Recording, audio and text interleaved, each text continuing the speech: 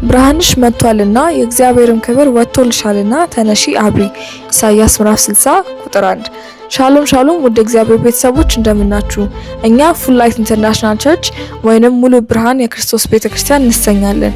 ዓላማችን መልካሙን ለማድረግ የሚቀናውን ገንዘቡ የሆነውን ትውልድ ለእግዚአብሔር ማስነሳት ሲሆን አገልግሎታችንን ከዚህ በኋላ በዚሁ ገጽ የምናስተላልፍ መሆኑን ስንገልጽ በደስታ ነው። ፕሮግራሞቻችን ማክሰኞ ከ12 ሰዓት እስከ 2 ሰዓት የፈውስና የነጻ መውጣት ፕሮግራም፣ ሐሙስ ከ12 ሰዓት እስከ 2 ሰዓት፣ ቅዳሜ ከ4 ሰዓት እስከ 8 ሰዓት የፈውስና የነጻ መውጣት ፕሮግራም እንዲሁም እሁድ ከ4 ሰዓት እስከ 7 ሰዓት የአምልኮ ጊዜ ይኖረናል። አድራሻችን አዲስ አበባ ዘነበ ወርቅ አለርት ሆስፒታል ፊት ለፊት ካለው ታክሲ ማቆሚያ ወደ ወይራ ወደሚወስደው አስፋልት የፖሊስ ጣቢያው ክበብ ፊት ለፊት ያገኙናል። ለበለጠ መረጃ በ0940 42 32 35 እንዲሁም በ0911 63 74 13 ላይ በመደወል የጸሎት አገልግሎትና መንፈሳዊ ጥያቄዎቻችሁን ማሳወቅ እንደምትችሉ ስንገልጽ በደስታ ነው። በክብር ቆዩ።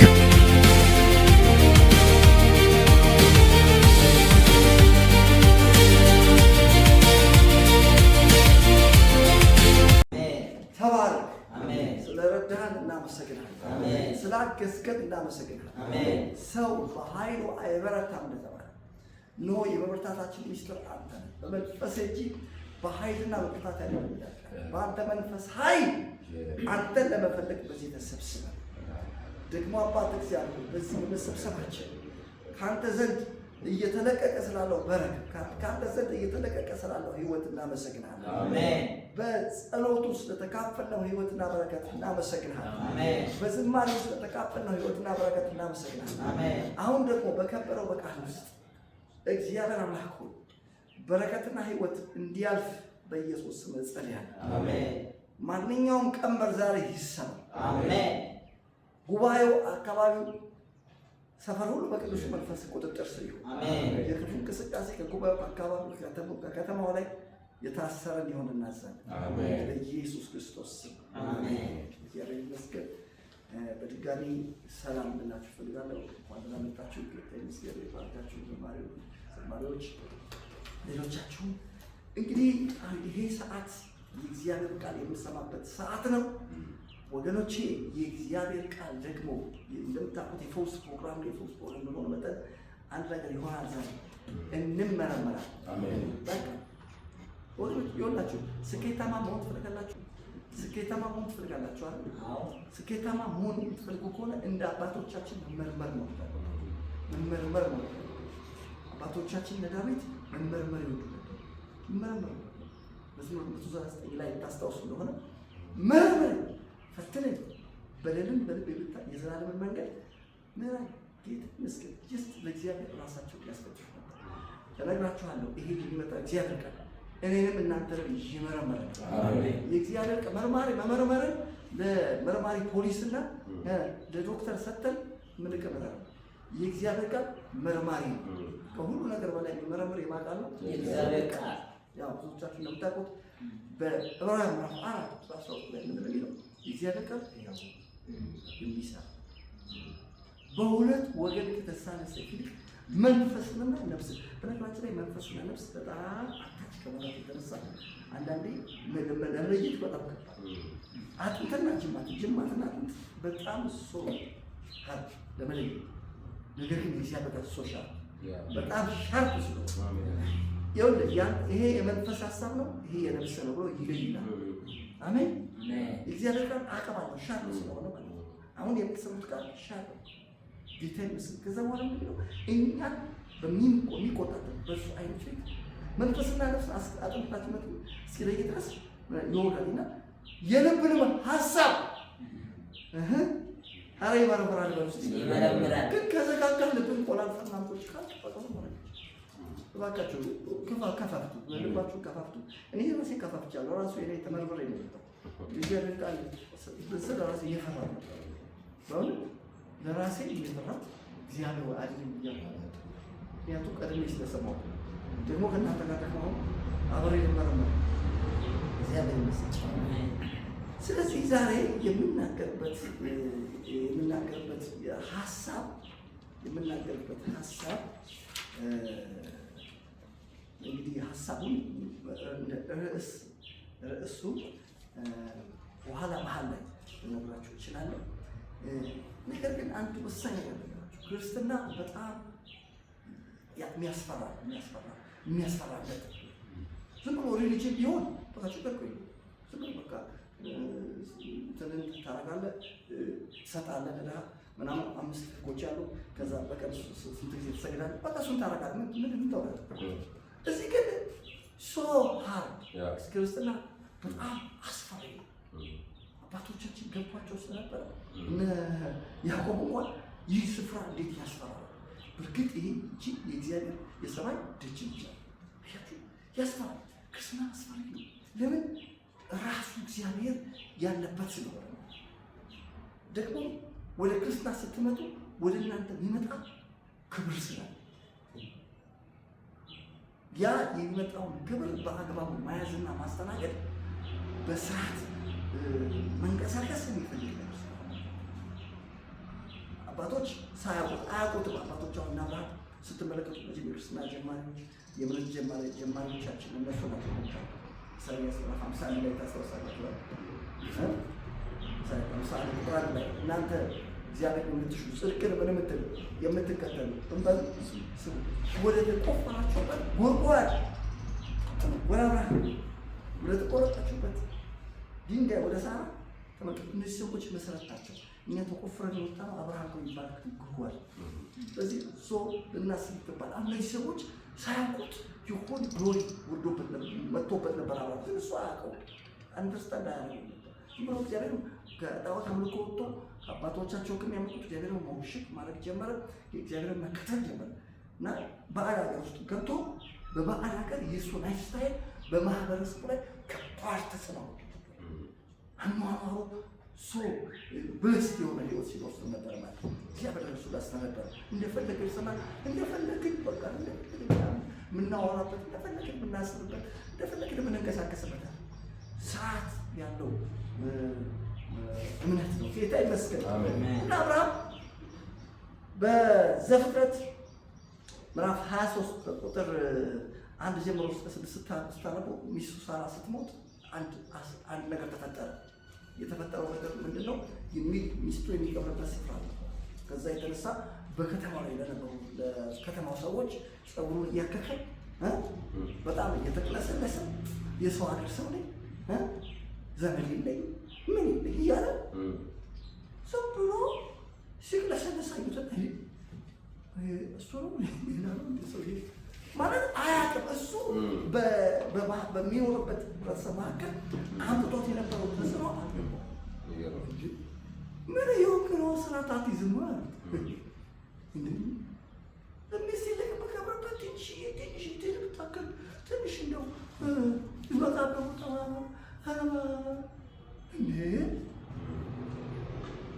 ዋት አንቲንግ ምን እያልክ ነው አንተ እንደዚህ እኮ አይደለም። አንተ እኮ እንደዚህ እኮ የምታረግ ሰው አይደለም፣ የምታደርግ አይደለም ማለት ነው። እና ምንድን ያሉት እነሱ ተሰብስበው ነገሩት። በቃ እሱ ስለራሱ እንደሚገባ ስላላወቀ ያመጣው ተጽዕኖ ስላልተረዳ የነበረው ማህበረሰብ ነው። ምን ብሎ እንደነገሩት እንዴ 23 ጌታ ሆይ ያለው መጀመሪያ የሰው ሀገር ሰው ለበደለኝ ወንዴ ቢቆም ይልካል። ብዙዎቻችን እኮ አንዳንዶቻችን የምትሉት እኮ እንደዚህ እኮ በቃ ነኝ። አሁን ወይ ጌታ እግዚአብሔር አይናችን ይካል። አሜን አሜን። ማክራባ ስለዚህ ሰዎች በመጀመሪያ ጌታ ሆይ የሚገርም ሃሌሉያ ሃሌሉያ። ከዛስ ስማን አንተ በእኛ መካከል በእግዚአብሔር አለቃ ነህ። የሚገርም ነው። ከመቃብር ስፍራችን በመልካም ቦታ ሬሳን መመል ቅበር ሬሳን ትቀብር ዘንድ ከእኛ መካከል የሚከለክለን የለም። ማን ይከለክላል? አንተ እኮ እንደው እንግሊዝኛው በጣም ምንድን ነው የሚለው? you are a mighty prince among us። በእኛ መካከል አንተ ፕሪንስ ነህ። ክብር ለእግዚአብሔር ይሁን። ንጉሥ ነህ። አሜን። እነሱ እኮ ንጉሥ አላቸው። አገሩን እኮ የሚያወጣና የሚገባ እዛ ሀገር የሆነ ቤተ መንግስት የተቀመጠ የሆነ ትልቅ እንደዚህ ኮፍያ አድርጎ ዱላ ይዞ ንጉሥ ነኝ ብሎ ዙፋን ላይ የተቀመጠ ንጉሱ ማን ነበረ?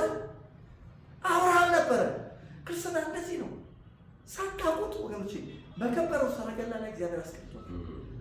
ለክርስቶስ ሕይወታችሁን ከሰጣችሁ ጊዜ ጀምሮ ላይፋችሁ ሶ ኤክሰለንስ በልቀት የተሞላና በክብር የታጀበ ሕይወት ውስጥ ገብታችኋል። እኛ ከምናምንቴነት እግዚአብሔር ነፃ አውጥቶናል። ወገኖቼ እግዚአብሔር ምናምንቴነት ማለት እግዚአብሔርን አለማወቅ። ስለ አፊንና ስለ ፊናስ የተባለው ተቀበሉ። አፊንና ፊናስ እግዚአብሔርን አያውቁም ነበር፣ ምናምንቴዎች ነበሩ። ወንድሜ ከምናምንቴነት እግዚአብሔር ነፃ አውጥቶናል። እኛ ምናምንቴዎች አይደለም። አሜን። እግዚአብሔርን አውቀናል፣ በሱ ታውቀናል። ወደ ሆነ ክብር ውስጥ ገብታችኋል።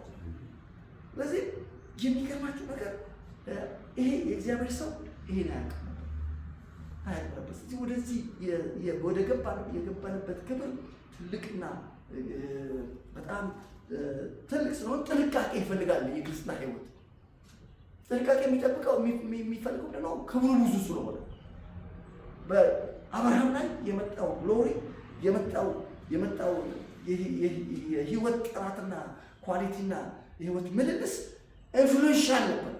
የከተማ ገዢ እስኪሆን ድረስ አባቶቻችን እነ ኢዮብ ነገሮች ነው። ኢዮብ ራስ ሙሉና ኢዮብ ራስ ላይ እያለ ሲናገር ታያላችሁ። ምን ነው እግዚአብሔር ይጠበቀኝ በነበረ ጊዜ በሆኑ እያለ እንደ ትዝታ አድርጎ ሲጽፍ ነው የምትመለከቱት። እና እዛ ቦታ ላይ ሲናገር ምን እንደሚለው በተለይ መሀል አካባቢ ያለው ነገራቸው ምን ያለው የእውሩ ጽድቅ መጀመሪያ ከዛ በፊት ያለው ለስለኝ ጽድቅን ለበስኩ እርሷም ደግሞ ለበሰች። ክርስትና ወንዶች ጽድቅን መለበስ ጽድቅ ደግሞ እናንተ ምን ስትል ነው ስትለብስ ነው። አሜን። ጽድቅን ለበስኳት እሷም ለበሰች ይላል። ለእውሩ አይ ለአንካሳው እግር ነበርኳት የመበለቲቱ ልብ እልል አሰኝ ወንጂ እንዲህ ላንገባረ ላይፍ ስታይል አሜን። የክርስትና ላይፍ ስታይል ዝም ብለህ ይሄን የምታደርገው እንደመተንፈስ አሜን። ዝም ብለህ በቃ ስትኖር እንዲህ ነው የምትኖር አሜን። እንደዛ ነበርኳት። ከዛ የኃጢአተኛውን መንጋጋ ክብር ለእግዚአብሔር የነጠቀውን ካፉ አስታል የማላውቀውን ሰው ሁሉ ነበር። በተለይ መጨረሻ ላይ ያለው በጣም ይደንቀኛል። ምን አለ መሰላችሁ? እንደ አለቃ ሆኜ ተቀመጥኩ። ወገኖች ክርስትና እንደ አለቃ ሆነ የምትቀመጥበት ነው። የሆነ የምትቅለሰለስበትና እንደ ፈሪ ሆነ የምትመላለስበት ህይወት አለ። ክብር ለእግዚአብሔር። አታስታውሱም? ኢዮብ ምሳሌ ምዕራፍ 28 ቁጥር 1 ላይ ትዝ ይላችሁ ስለ ጻድቅ ሲናገር ጻድቅ እንደ አንበሳ ያለ ፍርሃት ይኖር፣ ኃጥእ ግን ማንም ሳያሳድደው ይሸሽ። እኛ ዝም ብለን ማንም ሳያሳድድ ይሸሽ እየተልከት ከበርሲ እኔንም ያለ የምትኖራበት እንደ አንበሳ እንደ አለቃ ሆኜ ተቀመጥ። ወገኖቼ በምትኖሩበት ሰፈር፣ በምትኖሩበት ከተማ፣ በምንኖርበት በዚህ በኢትዮጵያ ምድር ላይ አሁን እኛ የተቀመጥነው እንዴት? ወገኖቼ በምትኖሩበት ሰፈር፣ በምትኖሩበት ከተማ፣ በምንኖርበት በዚህ በኢትዮጵያ ምድር ላይ አሁን እኛ የተቀመጥነው እንዴት ነው ካላችሁ እንደ አለቃ ሆነን የተቀመጥነው። ሃሌሉያ አሜን። አንተ ከእግዚአብሔር ዘንድ በእኛ መካከል ምንድን ነህ? አለቃ ነህ። ክብር ለእግዚአብሔር ይሁን። ዚስ ኢዝ ክርስቲያኒቲ። የሆነ ሪሊጅን ላይ የሆነ ስርዓት እየተሰበሰብን እየዘመርን ኪቦርድ እየመታ ምናምን ከዛ ምንበትን አይደለም። ክርስትና በጣም የተከበረ ነገር ውስጥ ነው የገባው። ጌታ የተመሰገነ እና እንደ አለቃ ሆኜ የተቀመጥኩ ይልና ቀጥሎ ያለው ደግሞ ምን እንደተቀመጥኩ መጨረሻው ንጉሥ በሰራዊቱ መካከል እንደሚኖር ሐዘንተኞችን እንደሚያጽናና ኖርኩ አለ። ኑሮ ማለት ይሄ እንደዚህ እኮ ነው እየኖርክ ያለው ወንድሜ። አሁን እየኖርክ ያለው እንደዚህ ነው። አትውረድ።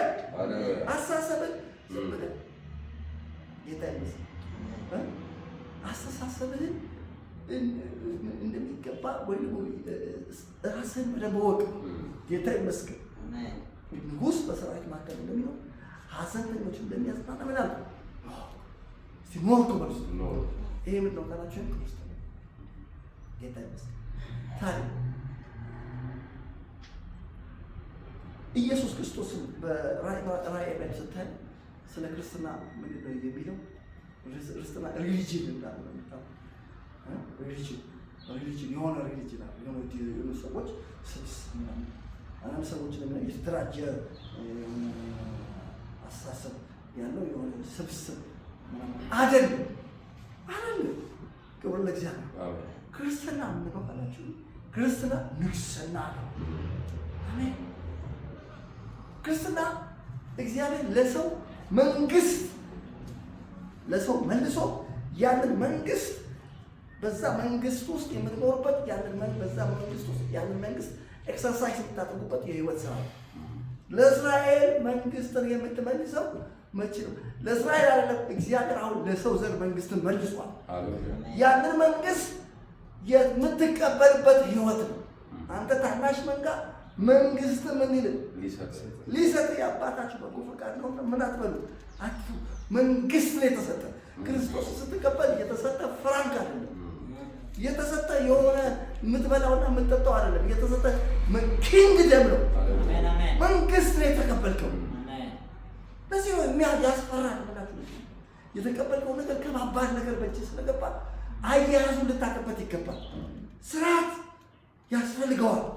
እንደፈለግን ማሰብ እንደፈለግን የምንሆንበት የምንወጣበት የምንገባበት አይደለም። መጠንቀቅ አለብን። እግዚአብሔር ይመስገን።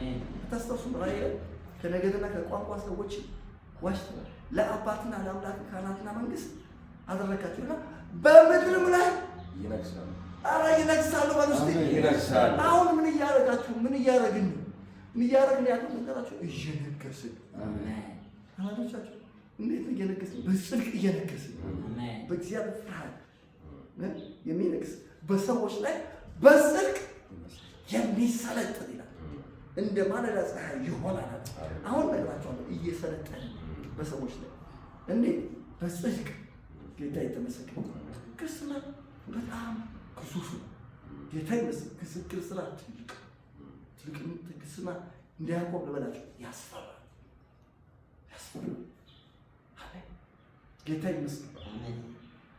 ክብር ለእግዚአብሔር ይሁን። አሜን። ተመልከቱ።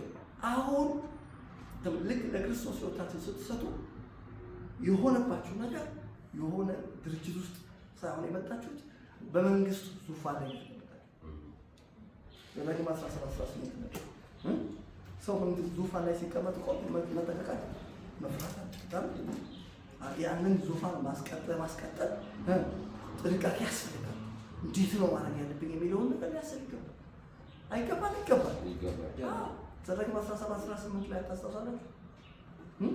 በመንግስቱ ዙፋን ላይ ምን ባለ ጊዜ በተቀመጠ ጊዜ አይደለም ዛሬ ይሄ ጊዜ በመንግስቱ ዙፋን ላይ የተቀመጠ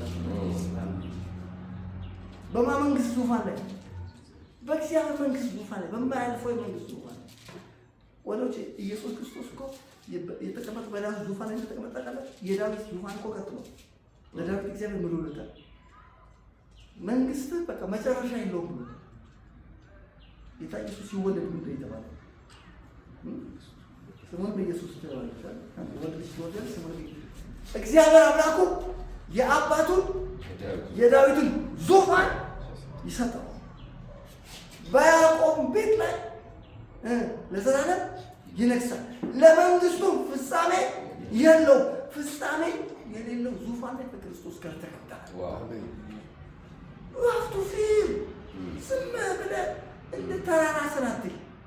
ክብር ለእግዚአብሔር ይሁን። ይሄ ማንም ሊያገኘው የማይችለው እድል እግዚአብሔር ሰጥተዋል። ጌታ የተመሰገነ ይሁን። ይሄን ለማወቅ ኤፌሶን ምዕራፍ 2 ማንበብ በቂ ነው። በቃ በሚመጡ ዘመናት በክርስቶስ ኢየሱስ ለእኛ ባለው ቸርነት አሜን። በሚመጡ ዘመናት በክርስቶስ ኢየሱስ ለእኛ ባለው ከሁሉ የሚበልጠው የጸጋውን ባለጠግነት ምን ይለን ዘንድ ያሳየን ዘንድ ከክርስቶስ ጋር አብሮ ከሞት ምን አደረገን? አስነሳን። ከዛስ ከክርስቶስ ጋር በቀኙ ምን አደረገን? እነግርሃለሁ ጌታ ኢየሱስ ሆይ አንተ ለሕይወቴ ለእኔ ስለ ኃጢአቴ ሞተሃል፣ እኔ ስለማስደከመው ተነስተሃል ብለህ እጅን አንስተህ ክርስቶስን የሕይወትን ንጉሥና ገዢ ባርከው ሰዓት ወንድሜ እዚህ ዙፋን ላይ ተቀምጠሃል። ተራ ሰው አይደለም። የሆነ ክብር አንተ ላይ ወድቆባል። አሜን። ጌታ ይመስገን። አሜን። ለዚህ ነው አሁን ዛሬ እንደዚህ እየተናገርኩ ያለው ጥንቃቄ ያስፈልገዋል።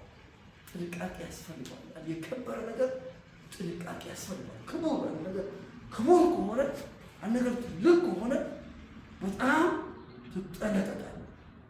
ጌታ ይመስገን። ስለዚህ ሐዋርያው ጳውሎስ ያለው ልንገራችሁና ወደ ሌላ ሀሳብ እንመጣለን። ሐዋርያው ጳውሎስ ለጢሞቴዎስ ለዛ ነው ለጢሞቴዎስ ብሎ ነገር ሐዋርያው ጳውሎስ ለጢሞቴዎስ ያለው ትዝ ይላችኋል። ሐዋርያው ጳውሎስ ለጢሞቴዎስ ምኑ ነው? በእምነት እውነተኛ ልጁ በእምነት እውነተኛ ልጁ ነው። ጢሞቴዎስ በአንደኛ ጢሞቴዎስ ምዕራፍ 3 ቁጥር 11-16 ምን ብሎ መከረው?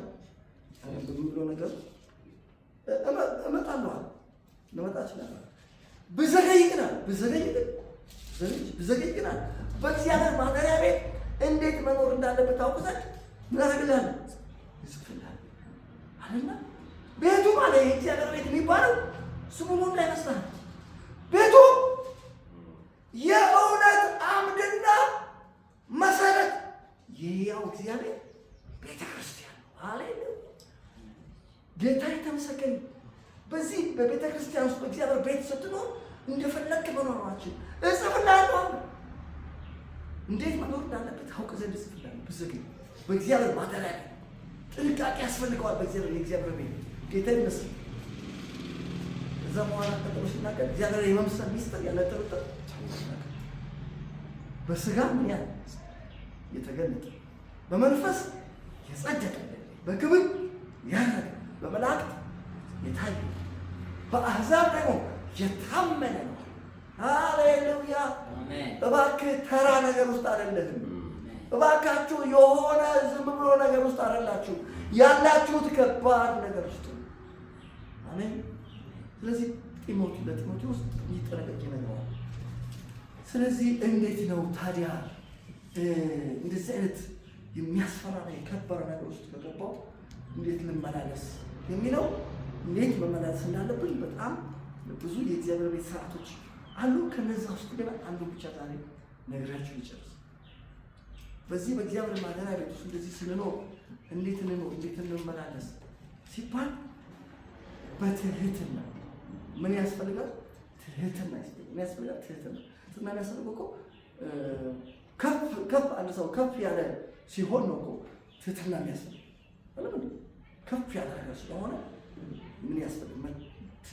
ትህትና ለመንቀሳቀስ ትህትና ያስፈልጋል። ፍርሃት ያስፈልጋል። እግዚአብሔር ፍርሃት ያስፈልጋል።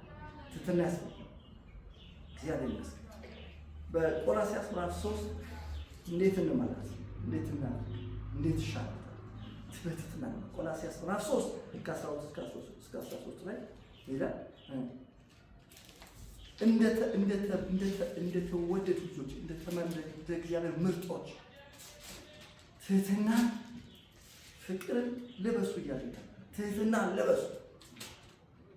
ምንን ትህትና ብናውቃላ ማለት 3 ቁጥር 10 እንግዲህ እንደ እግዚአብሔር ምርጦች ምሕረትንና ርኅራኄን፣ ቸርነትን፣ ትህትናን፣ የዋህነትን፣ ትዕግስትን ልበሱ። ዝም ብለው ልበሱ። ጌታ ይመስገን። እርስ በርሳችሁ ትዕግስትን አድርጉ። ማንም በባልንጀራው ላይ የሚነቅፈው ነገር ካለ ይቅር ተባባሉ። ክርስቶስ ይቅር እንዳላችሁ እናንተ ደግሞ እንዲሁ አድርጉ። በእነዚህ ሁሉ ላይ የፍጻሜ ማሰሪያ የሆነው ፍቅርን በሉ ልበሱ። ጌታ ይመስገን። ስለዚህ ምን ያስፈልጋል? ትህትና ያስፈልጋል። ትህትና ግትር መሆን የለብንም። ግትር መሆን መመርመር ጥሩ እኮ ነው። ቅድም እንዳልኳቸው አሁን እኮ እየተመረመረ የሰው መንገዱ በዓይን ፊት የቀና ነው። የሰው መንገዱ በዓይን ፊት የቀና ነው። ታውቃላችኋል። እንዳትበረበሩ። እኔ በጣም አንድ ጊዜ የተደነቁበትን የእግዚአብሔር ቃል ነው። አንደኛ ሳሙኤል ሁለተኛ ሳጠና በጣም በተደጋጋሚ አንድ ቃል አየሁ። ይሄ ቃል እንደዚህ ለምንድን ነው የተጻፈው ብዬ ጠይቄ ምን መሰላችሁ የሚለው በእግዚአብሔር ፊት ክፉ አደረገ፣ በእግዚአብሔር ፊት መልካም አደረገ፣ በእግዚአብሔር ፊት በእግዚአብሔር ፊት የሚለው ለምንድን ነው ከፊት መግባት ያለብን? ምን ችግር አለው? ለካ ሰውየው በራሱ አይን ፊት ትክክል ነበር ወገኖች። ሂትለር ትክክል ነበር በራሱ አይን። ጓድ መንግስቱ ኃይለማርያም የኢትዮጵያ መሪ የሆኑት 17 ዓመት ኢትዮጵያን የገዙት ፕሬዚደንት መንግስቱ ያን ሙሉ አንድ ጀነሬሽን ሲፈቱ ትክክል ነበር። ሌሎችም በዓለማችን ላይ ከፍተኛ ስህተት የሰሩ ሰዎች ስህተት እንስራ ብለው ቃል የሚሰሩት የሰው መንገዱ በአይኑ ፊት ምን ስለሆነ ቅን ስለሆነ ነው። ለዚህ ነው እንመርመር የምንለው። አንዳንዶች እንደውም በእግዚአብሔር ስም ነው ትልልቅ ስህተቶች የሰሩት። አውሮፓውያን ጳጳሶቻቸው የሮማ ጳጳሶች ናቸው መርቀው አፍሪካን እንዲወሩ የሸሟቸው። መርቀው በቃ ሰብስበው ያከፋፈሏቸው እንዲህ ባርከው በስመ አብ ወወልድ ብለው ለዘረፋ ማለት ነው። እችን ሀገር ለማንገላታት እችን አሁን ነው ለማንገላታት። ለምን ትክክል ነው ሰው ትክክል ነው። አሁን አንተ ትክክል አትበል። በቃ ትክክል ነው እግዚአብሔር መርመራ ይራት እስቲ መርመራ ይበል እስቲ መርመራ እስቲ በቃ እንመርመር። ስለዚህ ልብ ልትሉ የሚያስፈልገው ነገር ምንድነው? ትህትና ያስፈልጋል። ምን ያስፈልጋል? ትህትና። በጣም የሚገርማችሁ ነገር በዳንኤል ምዕራፍ 5 ከ18 እስከ 20 ላይ ስለ አንድ ንጉስ ይናገራል። የንጉሱ ስም ናቡከደነፆር ነው። ታውቃላችሁ። ልዑል አምላክ ለአባትህ ለናቡከደነፆር አራት ነገር ሰጠው። ክብርን፣ ግርማን፣ ታላቅነትን ሰጠን። አራት ነገር ክብርን፣ እዛስ ግርማን፣ ታላቅነትን አንደኛው ደግሞ ምንድነው? መንግስትን ምን አደረገው? ከሰጠው ታላቅነት የተነሳ በምድር የሚኖሩ በፊቱ ምን ይሉ ነበር? ይንቀጠቀጡ ነበር። የወደደው ይገድል፣ የወደደው በህይወት ያለው፣ የወደደውን ያዋርድ፣ የወደደውን ደግሞ ከፍ ያደርግ። በኋላ ግን በጣም አሳዛኝ ነገር መጨረሻ ላይ ተጻፈ። ምን ይላል መጨረሻ ላይ?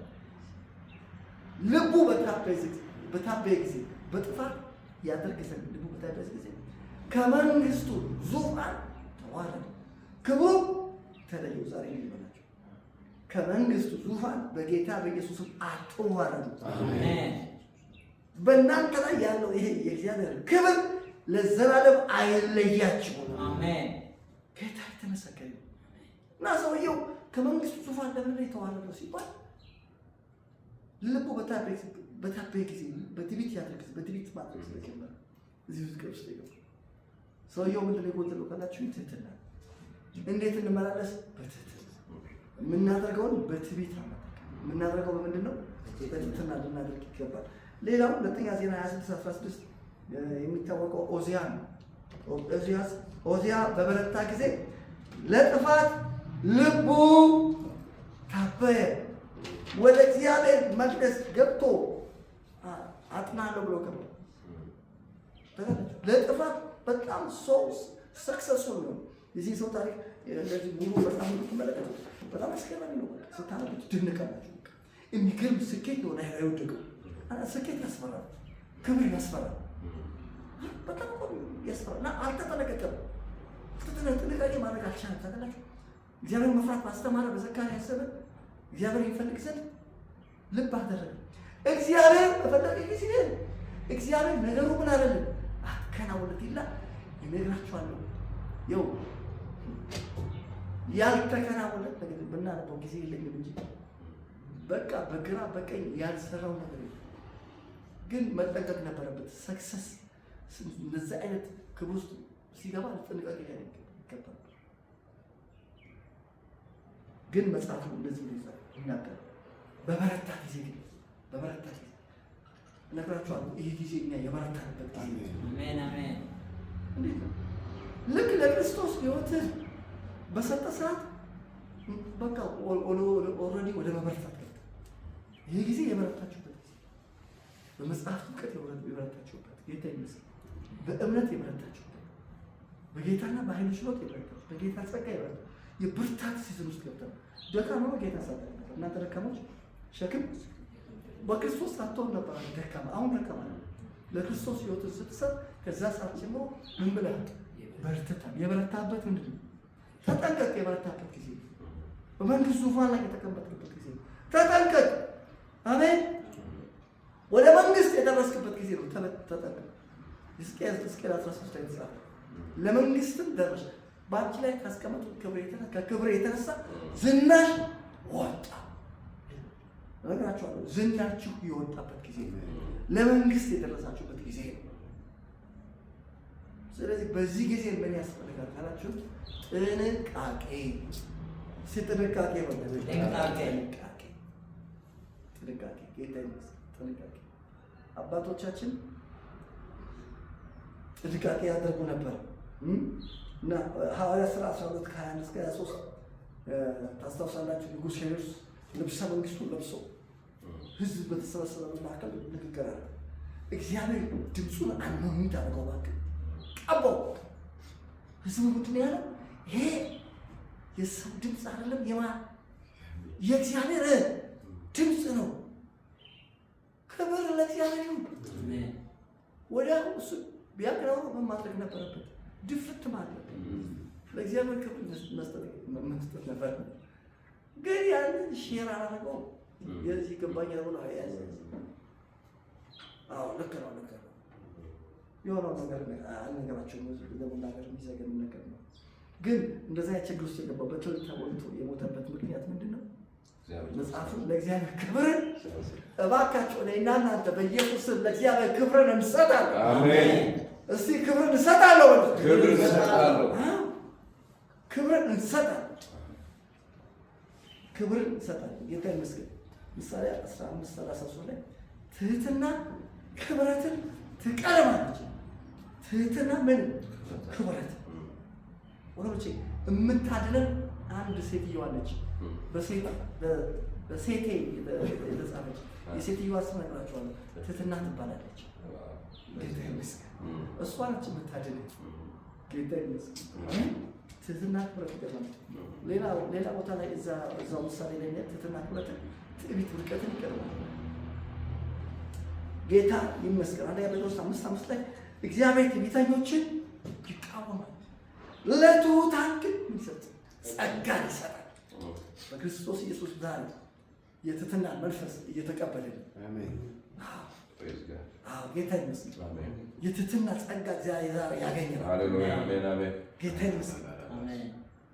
ታዲያ እንዴት ነው በትህትና መመላለስ የምንችለው? እንዴት አድርገን እንትኑን ማወቅ አለብን። ዘዴውን በምን መንገድ ነው አሁን በጥንቃቄ ለመመላለስ በትህትና ለመኖር እንዴት አድርገን ስልቱን ማወቅ አለብን። በጣም የከበረ ነገር ውስጥ እንደገባን፣ በጣም ትልቅ ነገር ውስጥ እንደገባን አውቀናል።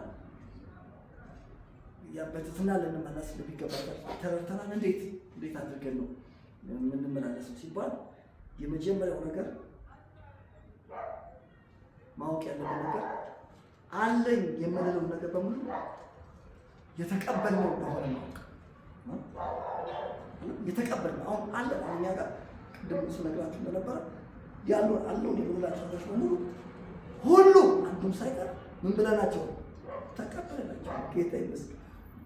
ተቀበለን መንግስትን ተቀበለን ነው ለናቡከደነጾር ተባለ። ልዑል አምላክ ለአባት ለናቡከደነጾር ክብር፣ መንግስት፣ ክብር፣ ታላቅነት አራት መሆን አለበት። ክብር፣ መንግስት፣ ታላቅነት ምን አደረገው? ምን ነው ይኸውላችሁ አለን የምንለው ነገር በሙሉ ተሰጥቶን ነበር። አንዳንድ 4:7 ላይ ያልተቀበልከው ይኸው ወንድሞቻችን ነው ጸጋ ስንቀበል አልተጠቀሙም። ዛሬ የሚገርማችሁ ያልተቀበላችሁት ምን አለ? ከየትም አላመጣሁም። ተቀበለ። ሙዚሽያን ተቀበለ። ዘማሪ ሪሲቭ አድርገው ተቀበለ። ሰጫለ። አሜን። እኔም ቢሆን ቃል የማቀርበው እኔ ቢሆን ምን ብዬ ነው? እነግራችኋለሁ ያልተቀበልክ ምን አለ ምን ማለት ነው? አለን የምልህ ነገር በሙሉ ምን ብለህ ነው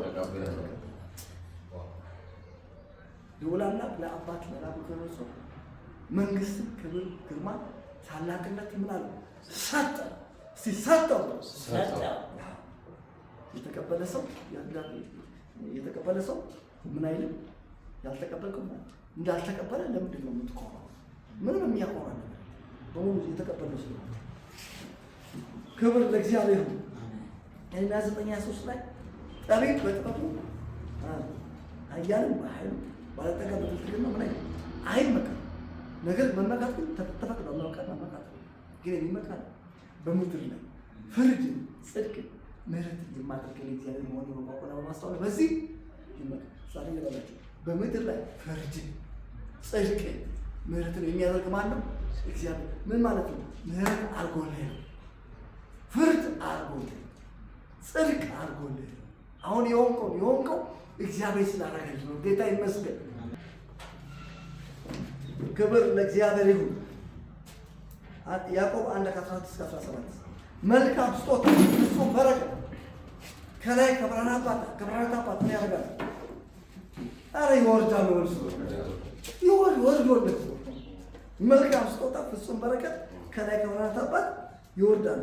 እግዚአብሔር ይመስገን። አንደኛ ዜና ምዕራፍ 29:10-19 ወጥቶ ቢነግሩት አንደኛ ዜና ምዕራፍ 29 በጣም ወሳኝ ይሁንላችሁ። እነ ዳዊት ስኬታማ የሆኑት በቃ በዚህ አስተሳሰብ የተቃኙት ነበር። እንግዲህ ዳዊት ታውቃላችሁ፣ ዳዊት የተሳካለት ሰው በዚህ ምድር ላይ ከተሳካላቸው ሰዎች መካከል አንዱና በጣም ዋነኛው ዳዊት ነው። ዳዊት እንደተሳካለት የምታውቁት የሐዋርያት ሥራ ጸሐፊ በሐዋርያት ሥራ ምዕራፍ 13:36 ላይ ይመስለኛል ብሎ ተናገረ። ዳዊትም በራሱ የእግዚአብሔርን ሀሳብ አገለገለ ማለት ነው። እስቲ የዳዊት ማይንድ ሴት እንዴት ነው ሰውዬ የእግዚአብሔርን ሀሳብ አገልግሎ ማንቀላፈት የቻለው? አሳሰቡ በምን መንገድ የተቃኘ? በሱ በንግግሩ እኮ ልናውቀው ይችላል። ምንድን ነው ውስጡ የነበረው አሳሰብ ወደዚህ ክብር ውስጥ እንዲገባ የእግዚአብሔር ሀሳብ ያለ ምንም ችግር አገልግሎ ማንቀላፋት እንዲችል ያደረገው ማይንድ ሴቱ ምን አይነት ነበር? እኔው እንዴት እናየዋለን? አፍ በልቡ ሞልቶ ከተረፈው ሰው ምን ያደርጋል? ይናገራል። በዳዊት ልብ ውስጥ ሞልቶ ተርፎ የተናገረውን ነገር የዚህ ሰው ማይንድ ሴት ምን ነበር? እንዴት ነው በትህትና ያ ሁሉ ግሎሪ። በጣም በነገራችን ላይ የዳዊት ክብር ያስፈራል። ምክንያቱም አወጣጡ አስደንጋጭ፣ ምንም ስቴፑን ያልጠበቀ ዝም ብሎ ከጫካ ውስጥ ከበግረኝነት ቁጣ ራሱ ልጅ እንዳለው እስከሚረሳ እየተረሳ ነው። ልጆቹን አቅርብ ሲል ሳሙኤል በቃ አቀረበ። እነዚህ ናቸው እነዚህ ራሱ ላይ አባትና እናቴ ተው እግዚአብሔር ግን ምን አደረገኝ? ተቀበለኝ። ጌታ የተመሰገነ። እንደዚህ የተነሳ ሰውዬ የሰውዬ ዳዊት እንትን ያስፈራል። አካሄድ ሀና እንደተናገረች ውስጠኛ ከህዝበ መኳንንት ጋር ያስቀጣቸው የክብርን ዙፋን ያውሰደ ችግረኛውን ከመሬት ተነስተ የክብር ዙፋን ስትሆን ያስፈራል። ዳዊት ከበግረኝነት ነው ቤተ መንግስት ይገባል። ግን እንዴት ነው የሆነለት ሰውዬው?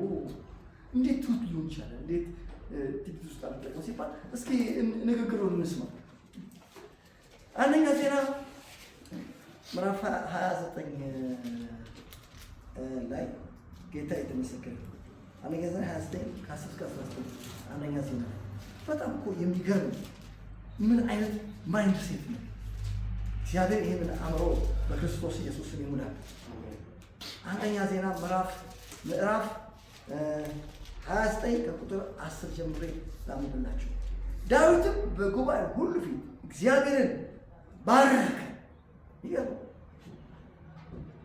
ባረከ። ዳዊትም አለ፣ አቤቱ የአባታችን የእስራኤል አምላክ ሆይ ከዘላለም እስከ ዘላለም ተባረክ። አቤቱ በሰማይና በምድር ያለው ሁሉ ያንተ ነውና። እግዚአብሔር ይህን ልብ ዛሬ ይግጠምልን። ይገርም ነው። ታላቅነትና ኃይል ክብርም ድልም ግርማም ላንተ ነው። አቤቱ መንግስት ያንተ ነው። አንተም በሁሉ ላይ ከፍ ከፍ ያልክ ራስ ነህ። ባለጠግነትና ክብር ካንተ ዘንድ ነው። ወገኖቼ ይህን ሰዓት የተናገሩ አንተ ሁሉን ትገዛለህ። ኃይልና ብርታት በእጅ ነው። ታላቅ ለማድረግ ለሁሉም ኃይል ለመስጠት በእጅ። አሁንም እንግዲህ አምላክ እንገዛልሃለን፣ ለክቡር ስምህ ምስጋና እናቀርባለን። ሁሉ ካንተ ዘንድ ነውና ከእጅህም የተቀበልነውን ሰጥተንሃልና ይህን ያልችለን ልናቀርብልህ እኔ ማን ነኝ? ሕዝቤስ ማን ነው?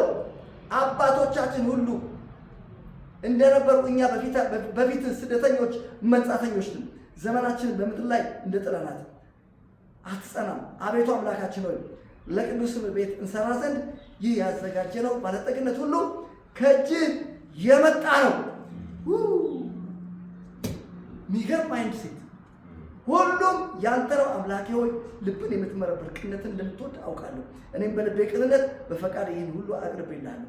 አሁንም በዚህ ያለው ሕዝብ በፈቃድ እንዳቀረበልህ በደስታ አይቻለሁ እያለ ይናገራል።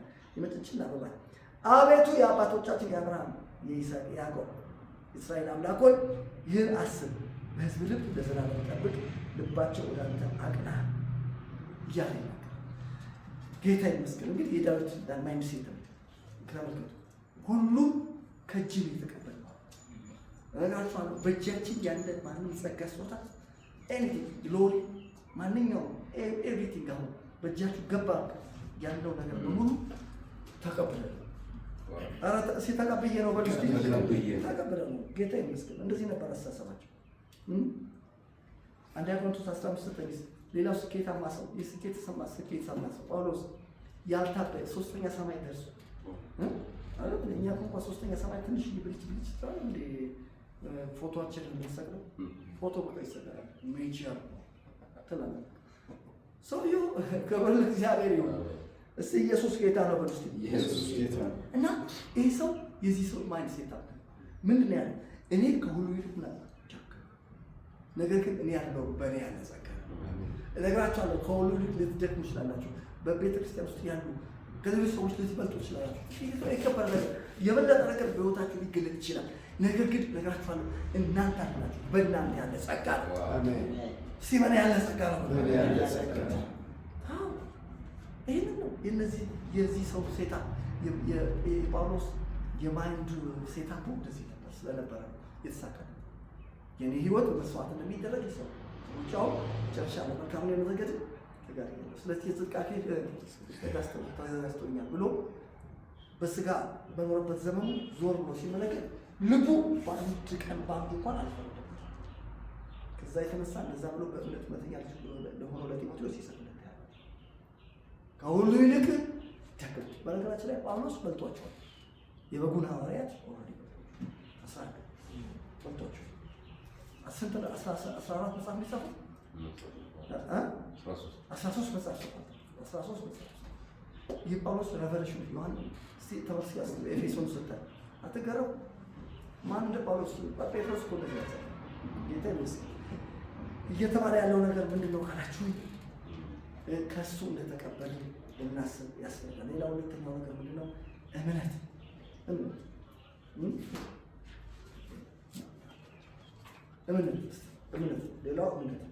ሌላው የምንተርፍበት መንገድ እምነት ነው።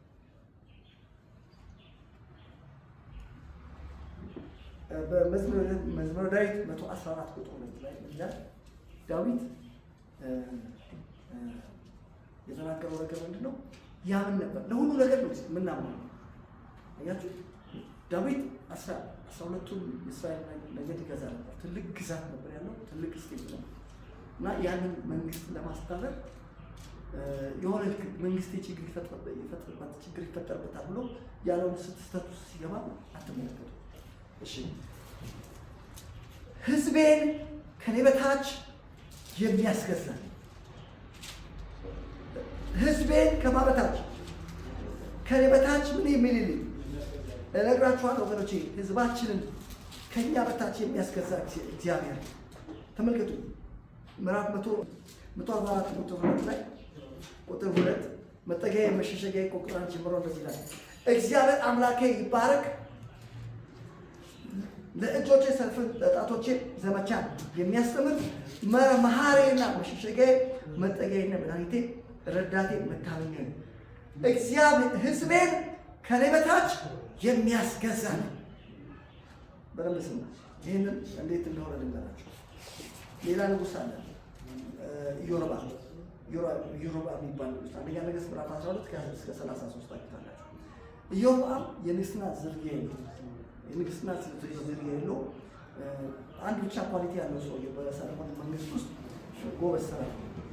ጎልማሳውን በስፋት የተመሰገነ እንደሆነ ባየ ጊዜ በዮሴፍ ስራ ላይ ሾመ እና ንግሥና ዝም ብሎ ዘሎ ይወድቃል እና ይህንን ንግሥና ካገኘ በኋላ ምንድነው የሆነው ነገር?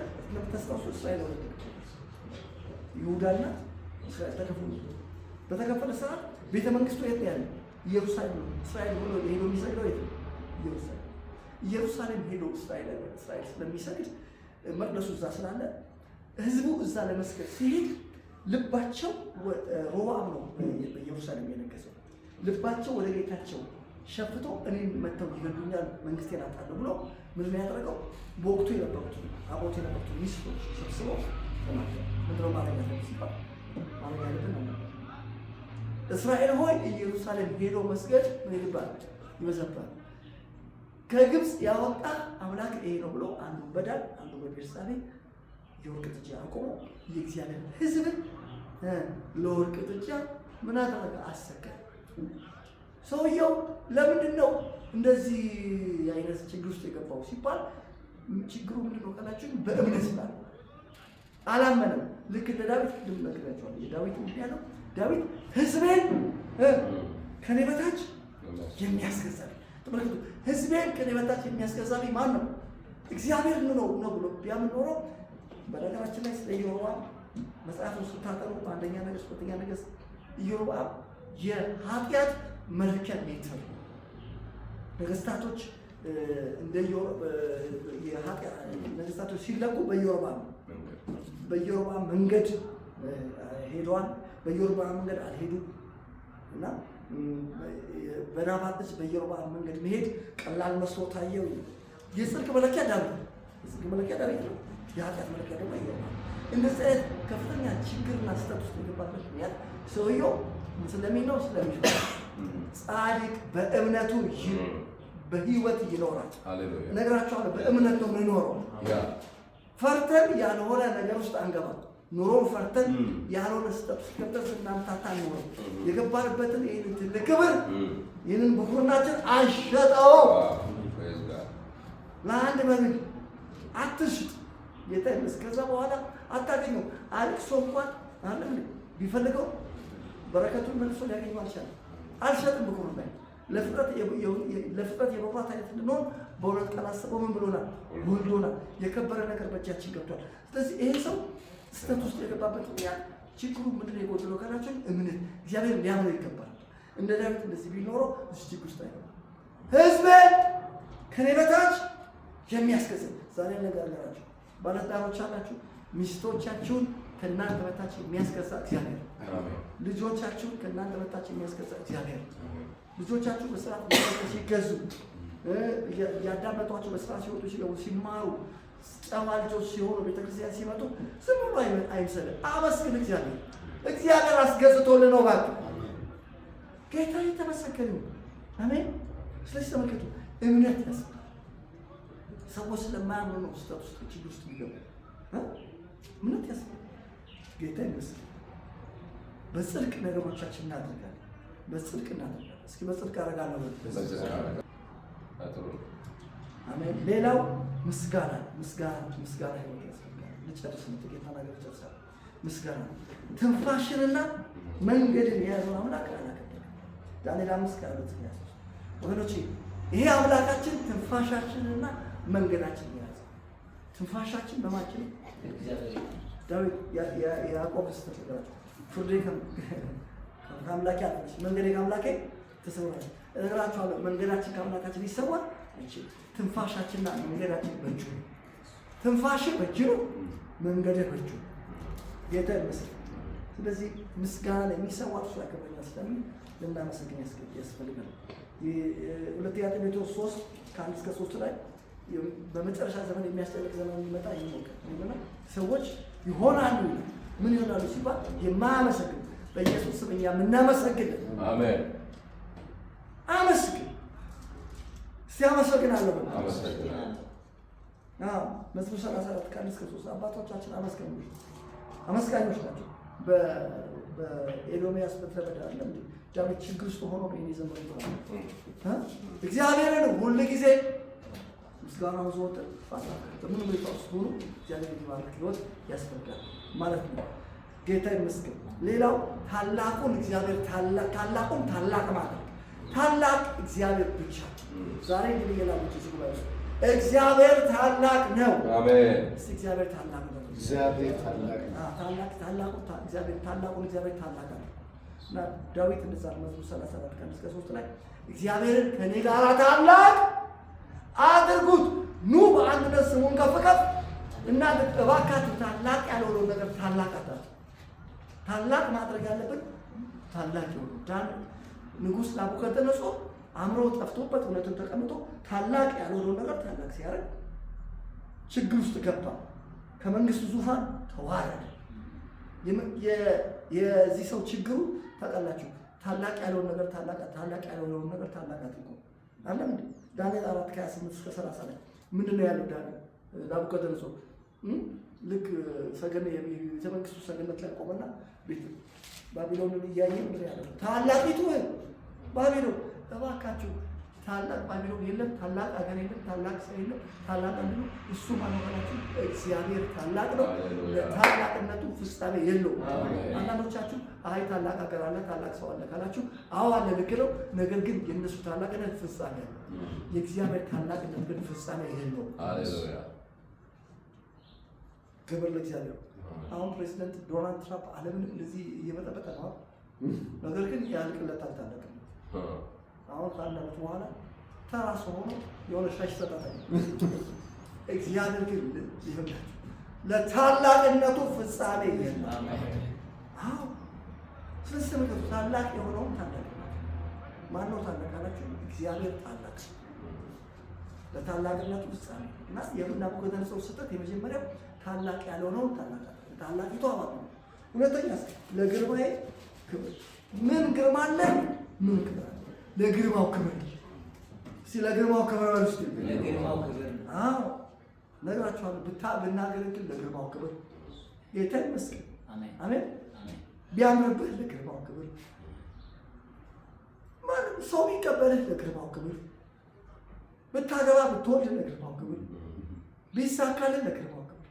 ለዛ ነው ሐዋርያ ጳውሎስ በአንደኛ ቆሮንቶስ 10:30 ላይ ምን ያለ የምትበሉትን የምትጠጡትን የምታደርጉትን ሁሉ ለእግዚአብሔር ክብር አድርጉት፣ ለክብሩ። ስለዚህ ተመልከቱ፣ የእነዚህ ሰዎች የዚህ ሰው ችግር ታላቅ ያልሆነውን ነገር ታላቅ ሲያደርግ ታያላችሁ። ታላቅ እግዚአብሔር ብቻ ነው። እግዚአብሔር ብሩኩን እንባርክ። እግዚአብሔር ብሩክ ነው። መዝሙር 38:19 ላይ እግዚአብሔር በየዕለቱ ብሩክ ነው።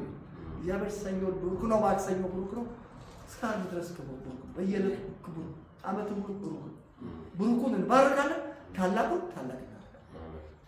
ታላቅ ያለውን ነገር ታላቅ አንዳንድ ሰዎች አካባቢ ናቸው ማለት አፋቸው ላይ ራሱ ታውቃላችሁ፣ በቃ ሲናገሩ እኔ የሚያስፈሩ ሰዎች ነው ማለት የሚደረጉ እና የሆነ ስለ መኪና ሞዴል ማውራት ሲጀምር በቃ ያስፈራል። አንተ እንዴት ታልኩ እንደሚያሳምር እንዴ ይሄ ሰው የምድር ነው ላይ በቃ የሆነ አታካብቱ። ጌታ ይመስገን። እንደዛ ማሳመርና ነው ማሸማመን ካለበት እግዚአብሔር እንደዛ አሳመረ። የሚገባው እግዚአብሔር ነው የተሰበረ። አንዳንዱ ስራን ያካፍላል። ስራ አንዳንዱ ደግሞ ውጭ ሀገር አሜሪካ ሲያወሩ ይበቅ ያስታውቅባቸዋል። ሲያወሩ ምን እንደዚህ ሰዎች ቃጤት እኮ ሰው ዝም ብሎ ሰርተው እኮ አይደለም፣ ግን ያስታውቃሉ ነገር ዝም ብለው የሚያካብዱ ማካበር ካለፈ የከበደውን እግዚአብሔር ማክበር ምንም የሚከብድ ነገር የለም። አገልግሎትንም አናከብድም። ኢቭን ሚኒስትሪ እግዚአብሔር ምንነገሩ እግዚአብሔር ራሱ ነው እና እስቲ እግዚአብሔርን ነው ማከብረው። እግዚአብሔርን አትልቅ። አፉ ላይ ትልቅ ሆኖ ሰው ሲያይ አፉ ላይ ትልቅ ሆኖ እግዚአብሔር አፉ ላይ ከብዶ ይገኝ። ሰው ሲያይ እግዚአብሔር ግሎሪፋይ የሚያደርግ ነገር ይኑር። እግዚአብሔር ይርዳል። አሜን። ጌታ ይመስገን። ሌላው ቃሉን መስማት። ማንም መስማት ቃሉ ምክንያቱም እንገልጠዋለን፣ እናጋልጠዋለን። ሲጋለጣለን እናጋልጠዋለን። ክብር የሚገባው እግዚአብሔር ብቻ። ሌላው ተመልከቱ፣ ቃሉን መስማት ነው። ምን መስማት? ቃሉን እሰማለሁ። በጣም ይገርመኛል። በመጽሐፍ ቅዱስ ውስጥ ነው ከምትደለቅበት ቃል መካከል አንደኛው የት ነው ካላችሁ፣ አንደኛ ነገሥት ምዕራፍ 20 ቁጥር 25 ላይ ይላል ሚስቱ ኤልዛቤል እንደነዳች ክፉ ነገር ለማድረግ ራሱን እንደሸጠ እንደ አካባቢ ያለ ሰው በምድር ላይ አልተገኘም ይላል። እግዚአብሔር ያድናችሁ። ሴትዮዋ ሰውዬው ውስጥ ገብታ ማያረገች ድራይቭ ይንዳ ከተባለ መንፈስ ቅዱስ አንተ ይንዳ። እንዴት የሆነች ሴት ታሽከረክራል? ኢየሱስ ያድናል። ታናችሁ በደንብ ስሙ፣ ታገኙታላችሁ። ሚስቱም ኤልዛቤል እንደነዳች እንደ መኪና ማለት ነው። ተመልከቱ፣ መስማት ያለበት እግዚአብሔር መስማት ሲገባው ሚስቱን ሰምቶ እስራኤልን ጣዖት አምላኪ አገር እግዚአብሔር ምሕረት አደረገለት እንጂ መጨረሻ ዘፍጥረት 3:17 ላይ የሚስትህን ቃል ምን ብለሃል? መስማት ካለብህ እግዚአብሔር ቃሌን ስሙ፣ ያዘዝኳችሁን አድርጉ፣ እኔም አምላክ እሆናችኋለሁ፣ እናንተ ሕዝብ ትሆናላችሁ። ጌታ ይመስገን። ቃሌን ስሙ። አንደኛ ነገሥት 12:6-11 ላይ አማካሪዎቹን ሰማ። ሮብዓም ታውቃላችሁ። ሮብዓም ህዝቡ መጥቶ ልክ ንግስና ወደ ንግስና እንደመጣ አቅለልልን አሉት። ህዝቡ ተሰብስቦ ግብር አባት አክብሮብን ነበር ሲል እና ምክር በወቅቱ አባቱን ለማከል የነበሩ አማካሪዎች ነበሩ። እነሱ መስማት ትቶ የእሱ ጓደኞች ወጣቶቹ ምክር ከዛ የተነሳ ችግር ውስጥ እንደገባ ታውቃላችሁ። ሮብዓም መንግስት እና መስማት የነበረበት እግዚአብሔር ነው። ዘዳግም 17:18 ላይ በመንግስቱ ዙፋን ላይ በተቀመጠ ከሌዋውያን ካህናት እሱ ራሱ መጽሐፍ ይጻፍ።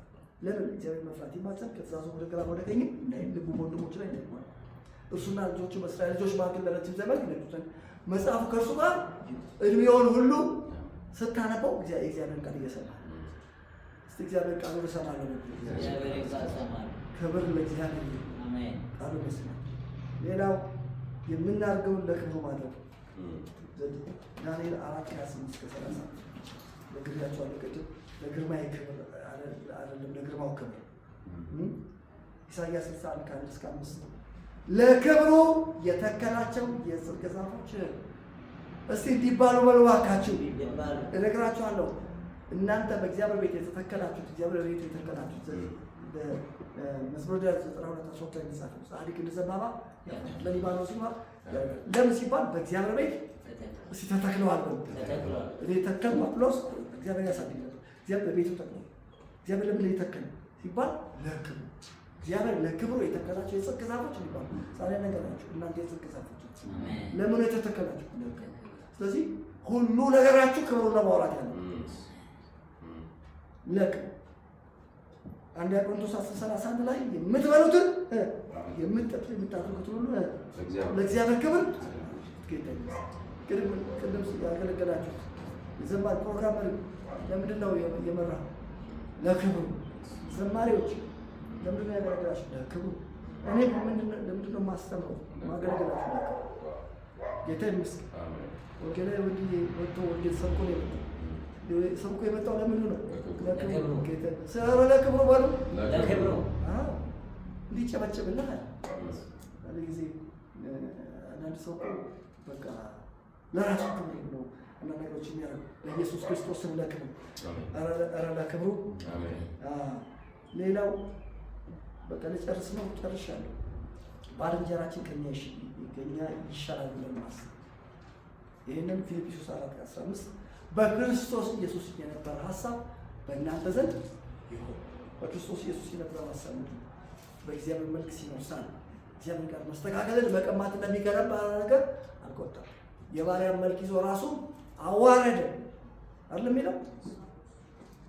ይኸውም ለመስቀል ሞቱ ማለት የታዘዘው። በዚህ ምክንያት እግዚአብሔር ከሰዎች በላይ የሆነውን ስም ጌታ ይመስገን በክርስቶስ የነበረ ሀሳብ እና ባልንጀራችን ይሻላል ማለት ይሄ ነው መጨረሻው። ሌላው ይሄን አንብበን መጽሐፍ ቅዱሳችን እናውጣና እንጨርስ። እንደ እምነታችን መጠን ማገልገል፣ እንደ እምነታችን መጠን መኖር ያስፈልገናል። ይሄ ነው ከትዕቢት ነፃ የሚያወጣ። ቶሎ በሉና የት ነው የምንሄደው መሰላችሁ? ሮሜ 12 አንብበን ከዛ በኋላ ወደ ጸሎት እንሄዳለን። ሮሜ 12 ጌታ ይመስገን። የሐዋርያው ጳውሎስ መልእክት ለሮሜ ሰዎች ጌታ ይመስገን። ሮሜ 12 ከስንት ጀምረን ነው የምናነበው? ከ3 ጀምረን ነው እንችላለን። እግዚአብሔር ለእያንዳንዱ የእምነት መጠን እንዳካፈለው እንደ ባለ አእምሮ እንዲያስብ እንጂ ማሰብ ከሚገባው አልፎ በትዕቢት እንዳያስብ በመካከላችሁ ካሉት ለእያንዳንዱ በሰጠኝ ጸጋ እናገራለሁ። ለእያንዳንዳችን እግዚአብሔር የሰጠን የእምነት መጠን እግዚአብሔር ለእያንዳንዱ የእምነት መጠን እንዳካፈለ እንደ እምነታችን መጠን እንዳያስብ በማሰብ ተመልከቱ። እግዚአብሔር ለእያንዳንዱ የእምነት መጠን እንዳካፈለው እንደ ባለ አእምሮ እንዲያስብ እንጂ ማሰብ ከሚገባው አልፎ በትዕቢት እንዳያስብ በመካከላችሁ ባለው ለእያንዳንዱ በተሰጠኝ ጸጋ እናገራለሁ። በአንድ አካል ብዙ ብልቶች እንዳሉ የብልቶችም ስራ አንድ እንዳይደለም እንዲሁ ብዙዎች ስንሆን በክርስቶስ አንድ አካል ነው። እርስ በርሳችን እያንዳንዳችን የሌላው ብልቶች ነው። እንደተሰጠን ጸጋ ልዩ ልዩ ስጦታ አለ። ትንቢት ቢሆን እንደ እምነታችን መጠን ትንቢት እንናገር። አገልግሎት ቢሆን በአገልግሎታችን ንትጋ። የሚያስተምር ቢሆን በማስተማር ንትጋ። የሚመክር ቢሆን በመምከር ንትጋ። የሚሰጥ በልግስና የሚገዛ በትጋት ይግዛ። የሚምር በደስታ ይማልዳል። እንደ እምነታችን መጠን በእያንዳንዳችን ውስጥ ያለ እምነት መጠን አለ። በዛ ልክ በትዕቢት አናለ በትዕቢት እንዳያስብ ይላል። ከዛ በላይ የአንዳችን የተለያየ ምን ማለት ነው? አሁን እኔ ካላዘበርኩ ብቻ ወንድማችን እንዴት እንደባረከ ነው። ትዕቢት እኮ ማለት ትዕቢት እኮ እኔ የተሰጠኝ የእምነት መጠን መስበክና ማስተማር ምን አንጥቶ ይሆን ያው እዚህ ጋር እኔ ልዬ በቃ እዛ ያዘኝ ምን ነው የምታስበው? ቀብድ ነው የምታስበው? ከፈለግሽ ያለ በቃ ቦታ ላይ ነው። ትዕቢት ነው አትተበት። ክብር ሁሉ በሁሉ ኢየሱስ ነው። አሜን። አንዳንድ ሰዎች አንዳንድ ቤተክርስቲያን ውስጥ ራሳቸው ፕሮግራም ይመራሉ፣ ራሳቸው ይሰብካሉ፣ ራሳቸው ያሰፋው ይበላሉ። እንደው ራሳቸው ሁሉ ኪቦርድ ሳይጫወቱ ሰው ማማ ራሱ ሳይሰበስብ አያችሁ። ይሄ ምንድን ነው? ራሱ ትዕቢት ነው። አንድ ነው በቃ ማለት ነው። በእያንዳንዳችሁ ውስጥ ያለው ነገር በርግጥ ሁለትም ሶስትም ተጋር በተለያየ መንገድ ልንጠቀምልን ይችላል ሊኖር ይችላል። ነገር ግን በትዕቢት ማሰብ ሁሉ በሁሉ አይደለም። ሁሉ በሁሉ አይደለም። ኤኖይ እያልኩ ያለሁት ሀሳቤ ተረዱ በቦታው ይሆን ከቦታው ግን ሲያልፍ ትዕቢት እንዳይሆን ሁሉ በሁሉ አይደላችሁ። ሁሉ በሁሉ ማን ነው? እግዚአብሔር ብቻ። ጌታ ይመስገን።